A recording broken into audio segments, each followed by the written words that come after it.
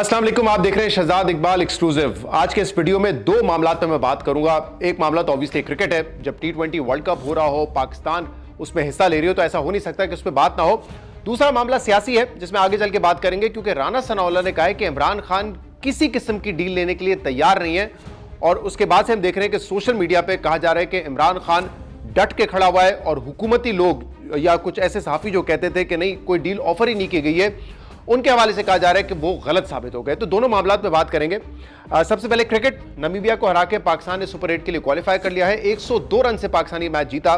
और वैसे देखा जाए इस पूरे टूर्नामेंट में जिस तरीके से ग्रुप डिजाइन किए गए हैं, कोई बहुत मुश्किल नहीं था पाकिस्तान के लिए क्वालिफाई करना, क्योंकि एक इंडिया बड़ी टीम थी, इसके अलावा नीदरलैंड, नमीबिया और एसोसिएट्स टीम्स थी जिनके खिलाफ हमने ये मैचेस जीतने थे। तो वो पाकिस्तान ने बासानी कर लिया और दीगर ग्रुप भी एक आध के अलावा इसी तरह डिजाइन किए गए थे।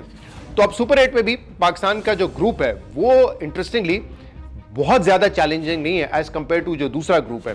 दूसरे ग्रुप में जिम्बाब्वे चली गई ऑस्ट्रेलिया की जगह, तो वो ग्रुप भी थोड़ा सा कमजोर हो गया है। लेकिन पाकिस्तान का मुकाबला श्रीलंका जो कि होम टीम है, तो वो चैलेंज दे सकती है।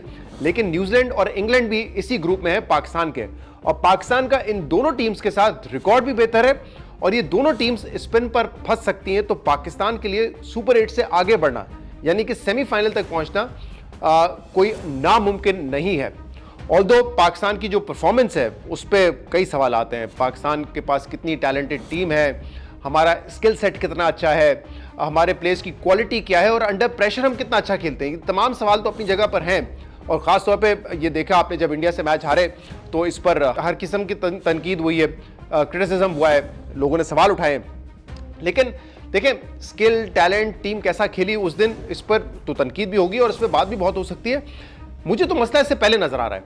मसला ये है कि हमारी जो प्लानिंग है, हमारी जो डिसीजन मेकिंग, जो स्ट्रैटेजी है, मुझे तो वो फिलहाल समझ नहीं आ रही। क्योंकि देखिए, जब आप अंडर प्रेशर होते हैं, इंडिया से मैच है, तो प्लेयर्स कैन फॉल्टर। ठीक है, आप अपने अच्छी बॉलिंग नहीं की, आप लाइन पे बॉल नहीं फेंक सके, आपने मिस हिट कर दी, आपने मिस फील्ड कर दी, क्योंकि प्रेशर होता है। तो ऑब्वियसली आपका मुकाबला उन 11 प्लेयर्स से है जो कि शायद आपसे बेहतर थे, जैसे इंडिया के मैच में थे।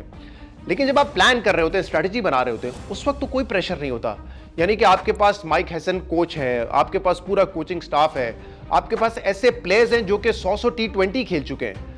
तो जब फुकदान आपको नजर आए स्ट्रैटेजी मेकिंग में, प्लानिंग में और टीम सिलेक्शन में, तो ये समझ नहीं आता कि यार ये क्या फैसला साजी भी नहीं कर सकते, ये प्लानिंग भी नहीं कर सकते।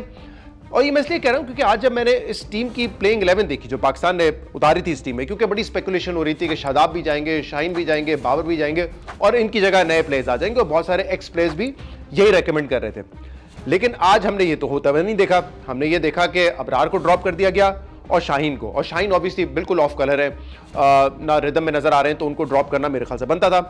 अबरार का एक मैच बुरा हुआ है, अभी ऑस्ट्रेलिया के साथ जो सीरीज थी पाकिस्तान में, वो उन्होंने अच्छा खेला, दोनों पहले मैचेस अच्छे खेले, बल्कि मैं देख रहा था रिकॉर्ड 30 मैच में 40 विकेट ले चुके हैं, इकोनॉमिकल बॉलिंग की है। लेकिन उनको एक बुरे मैच में, एक बुरी परफॉर्मेंस के बाद उनको ड्रॉप कर दिया गया। लेकिन दूसरी तरफ शादाब खान को ड्रॉप नहीं किया गया।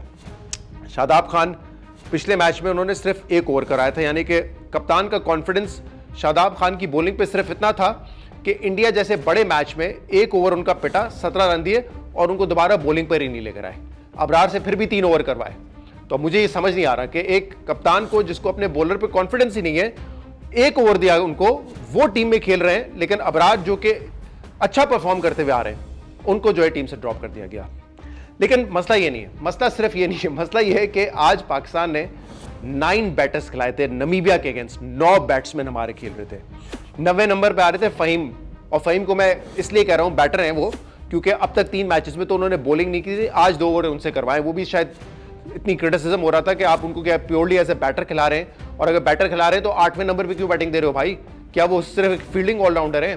तो आज हमने ये देखा 8 से उनका नंबर 9 हो गया था, क्योंकि हमने एक और बैटर नाफे को टीम में डाला, यानी कि बैटिंग आपकी और लंबी हो गई, सो कॉल्ड बैटिंग, क्योंकि आप कहते हैं हमारे पास ऑलराउंडर्स हैं। 5वें पे उस्मान आ जाते हैं, विकेट कीपर बैट्समैन, फिर शादाब, फिर नवाज, फिर फ़हीम, तो आज फ़हीम का नंबर 9 हो गया। तो अब मुझे ये बताइए, 90 नंबर पर आकर कोई बैटर गेम कैसे जिता सकता है? 20 ओवर का मैच है, उसमें अगर आप 9 बैटर खिला रहे हैं तो इसका मतलब आपको एतमाद ही नहीं है अपने टॉप ऑर्डर पे। आप एक इंतहाई डिफेंसिव स्ट्रैटेजी के साथ मैच में जा रहे हैं। मतलब ये शायद इस मैच में तो चल गया नमीबिया के खिलाफ, लेकिन अदरवाइज मुझे समझ नहीं आ रहा कि ये टीम बड़ी टीम्स के खिलाफ कैसे परफॉर्म करेगी।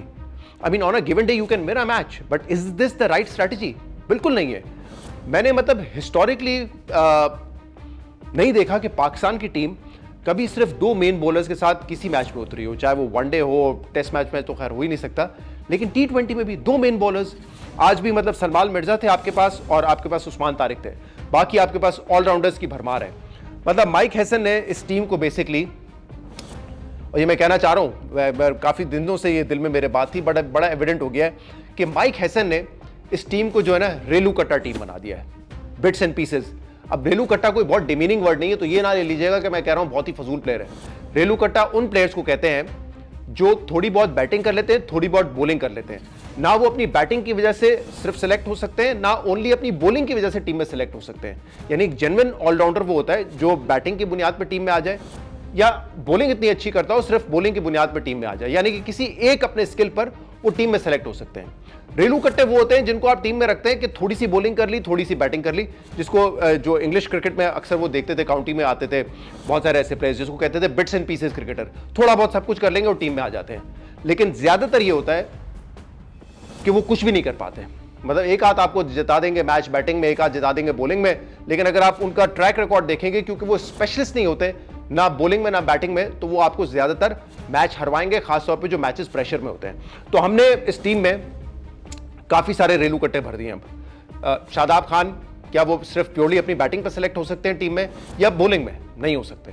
क्या नवाज सिर्फ बैटिंग या बॉलिंग पे सिलेक्ट हो सकते हैं? नहीं हो सकते। थोड़ी सी बैटिंग कर लेते हैं, थोड़ी सी बॉलिंग कर लेते हैं। फ़हीम अशरफ थोड़ी सी बॉलिंग कर लेते हैं, वो भी नहीं देते आप उनको, थोड़ी सी बैटिंग कर लेते हैं तो वो टीम में सिलेक्ट हो जाते हैं। यानी कि आप सिर्फ 2 स्पेशलिस्ट बॉलर्स के साथ जा रहे हैं। तो मुझे ये स्ट्रैटेजी जो है ना, ये समझ नहीं आ रही है। मतलब कम से कम ये होता है, किसी भी आप टीम का कॉम्बिनेशन उठा के देख लें कि 4 तो आपके पास स्पेशलिस्ट बॉलर्स होते हैं ना, 8, 9, 10, 11 पे, एक आपके पास ऑलराउंडर होगा और एक आपके पास पार्ट टाइमर होगा, यानी कि तकरीबन 6 बॉलर्स के साथ आप आराम से T20 में जा सकते हैं। लेकिन हमें शौक हुआ है यहाँ पर कि नहीं, हम 4 ऑलराउंडर खिलाएंगे, फिर हमारा साइम भी बॉलिंग कर लेगा, फिर सलमान अली आगा खुद भी बॉलिंग कर लेंगे।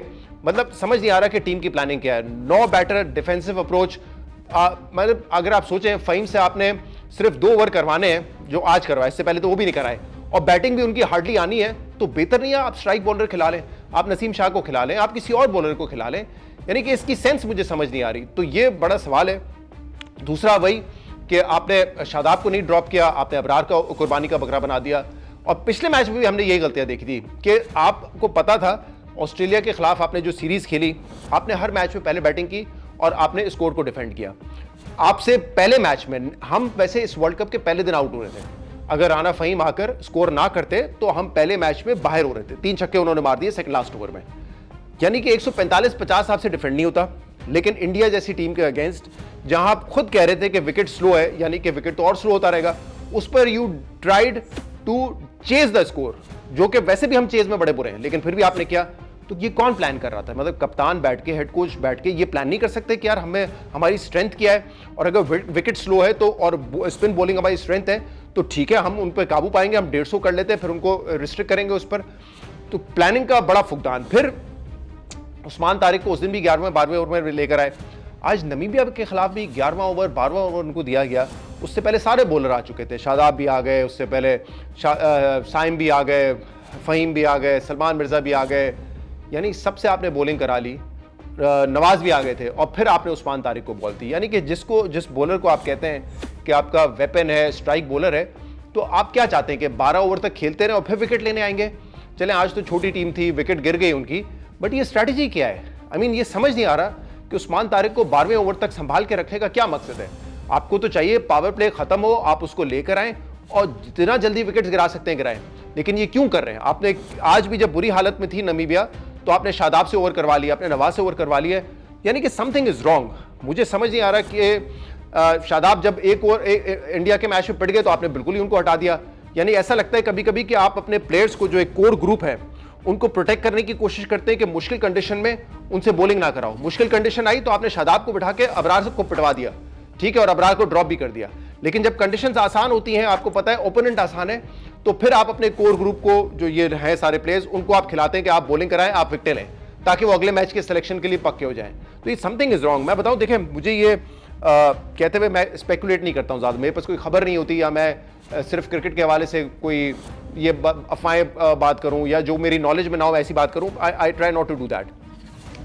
But I have a feeling कि ये कोर ग्रुप जो है जिसमें आपके बाबर आजम, आपके शादाब, रिजवान भी थे, अब तो वो टीम में नहीं है, अब सलमान अली आगा कैप्टन बन गए, आपके नवाज, ये कुछ लड़के जो है ना ये बड़े कंफर्टेबल हो गए थे। शाहीन शाह अफरीदी बड़े कंफर्ट जोन में खेल रहे थे, इनकी परफॉर्मेंसेस भी अच्छी थी, इनकी दोस्तियां भी अच्छी थी।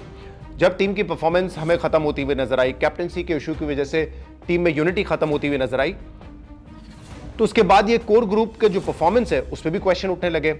और अब ये कोर ग्रुप कहीं ना कहीं ऐसा लग रहा है कि बहुत ज़्यादा टाइम तक ये टीम में टिक नहीं सकेंगे। तो नज़र आ रहा है कि शायद ये अपने एक सर्वाइवल के लिए इस वक्त खेल रहे हैं। हर बंदा कोई टीम की विनिंग एफर्ट के लिए नहीं खेल रहा है कि मैं स्कोर कर लूँ, मैं टीम में रह जाऊँ। और जब भी टीम में इस तरह की सोच आती है कि यार मैं टीम में सर्वाइव कर जाऊँ ना, तो फिर इसका मतलब आप अपने इंडिविजुअल स्पोर्ट खेल रहे हैं, आप एक टीम स्पोर्ट नहीं खेल रहे हैं, जो कि इस वक्त नज़र आ रहा है। जैसे मैंने कहा कि मुश्किल सूरत हाल में आप जो है वो अपने बड़े बॉलर्स को बिठा देते हैं, साइड में कर देते हैं, और एक आसान मैच में उनको आप फुल अपॉर्चुनिटी देते हैं कि आप बॉलिंग करें। तो समथिंग इज़ रॉन्ग। शायद इस ग्रुप में नए लड़कों का आना, परफॉर्म करना, मुझे तो लग रहा है कि वो थोड़ा सा मुश्किल होगा। बट आई होप ये मेरी असेसमेंट या मेरी जो फीलिंग है ये गलत हो और टीम जो है वो यूनिटी के साथ आगे बढ़े। बिकॉज एज ए सेड, अब ये ग्रुप इतना पाकिस्तान के लिए मुश्किल नहीं है, तो इस परफॉर्मेंस के बाद भी अगर हमने 2 मैच अच्छे खेल लिए, we will be in semifinals. और सेमीफाइनल में जीतना यानी कि एक दिन अच्छा परफॉर्म करके जीतना would mean that you will reach finals.